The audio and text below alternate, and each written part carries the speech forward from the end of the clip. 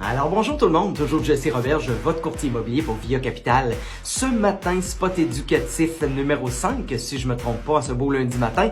Alors aujourd'hui, on parle, est-ce possible de négocier une maison dans le marché et le contexte du marché immobilier d'aujourd'hui? Je vais vous dire que la réponse c'est oui. Bien évidemment, il y aura toujours une place à négociation, même si majoritairement la grosse partie des propriétés se vendent en surenchère ou au-delà du prix demandé.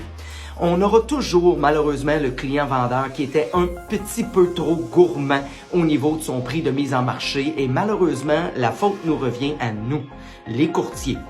Deux choses. Première chose, le courtier a mésinformé ou mal informé son client-vendeur par rapport à la vraie valeur réelle de son produit.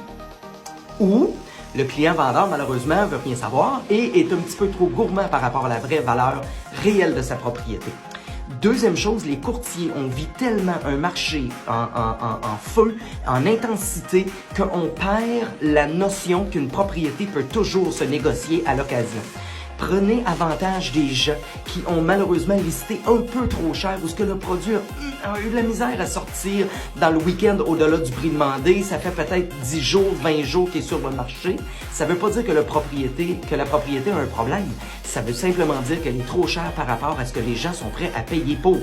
Alors vous, votre job en tant que courtier, étant de sortir des comparables et d'aller essayer de négocier que ce soit un 5 000 ou un 10 000 $, mais du moins essayer de gagner ou même payer le prix demandé sans être obligé de payer des 20 ou des 30 ou des 40 000 $ au-dessus du prix demandé ou au-delà du prix demandé.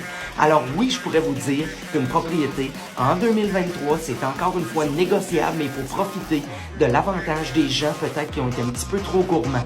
Rappelez-vous qu'une propriété, par exemple, qui demandait 500 000 qui s'est vendu 525 ou 530 000 ne vaut pas 530 000.